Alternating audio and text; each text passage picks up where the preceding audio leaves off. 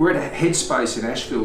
We've just announced more than $500 million of funding to combat youth suicide and youth mental health challenges all around the country, and Headspace is at the centre of this plan because they've been changing young lives for so long. I'm joined by Callum and Jacob and Sinna and here with Jen. Hey. As parents, we can't think of anything that is more terrifying than that your children would go through these challenges, and so many young Australians are.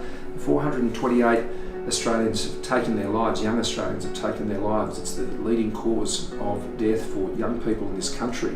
We have to change this, and these guys are changing it. They are changing it through what they're doing. So Jacob, tell us a bit about how you're achieving that in Headspace.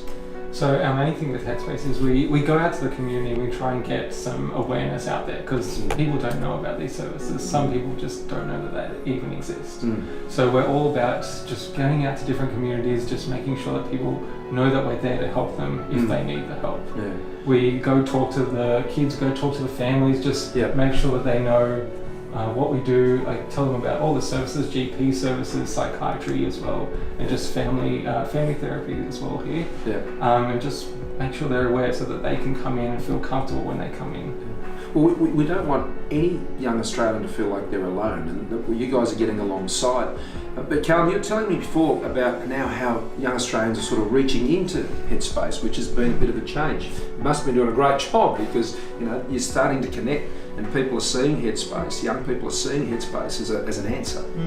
I think the conversation was kind of been brewing for a while, and now that because of the publicity that we've given Headspace, a lot more people feel like they now know of the service and have the opportunity to reach out, whereas before they may not have understood where to turn, but now we have like a clear icon and place that people can actually access and voice their concerns that was brewing before. Now, so you work nationally, and you're looking at the challenges that are presenting all around the country.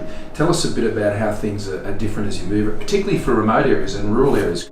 We announced that of those 30 new Headspace centres that we're establishing under this program, at least 20 will be out there in rural and regional communities. And that's significant because what we found is that it relates to the productivity of the country as well, and the productivity of that young person. If they're impacted by a condition that doesn't allow them to graduate, doesn't allow them to find jobs that are right for them, and the misconception that I found about Headspace is that people think Headspace is just focused on mental health, but they don't realise that we do vocational training, so helping those young people find those jobs and write their resumes and get that support they need to contribute.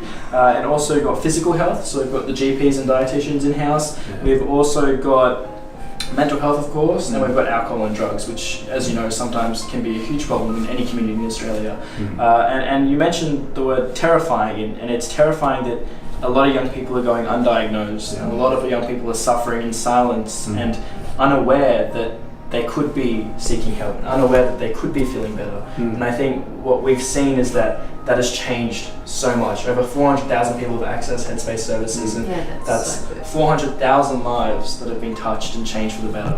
And for the young people that with their life ahead of them, a good friend of mine who suffered with mental health issues for most of his life found treatment and the right answers for him much later in life. And while he was thrilled about that, one of the things that he lamented about was that it could have come so much sooner, and he didn't have to struggle for so long.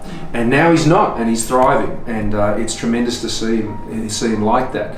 1 in 5 Australians suffer with mental health conditions every year, and we want them to know that they're not alone and that there is an answer. And it is coming through this package of services, particularly for young people. We want every Australian to fulfil their potential. There is a champion inside every single one of us. And to unlock these challenges that you're facing in terms of mental health, that's what this package is about. Youth suicide is a curse on our country, and we've got to break that curse. And I want to thank you guys for what you're doing. You're curse breakers. That's what you're doing. And we're happy to be backing you in. And Jenny and I couldn't be more thrilled than to be with you here today. Thanks a lot. Thank you. Thanks, guys. Thank you. Authorised by S. Morrison, Liberal Party of Australia, Canberra.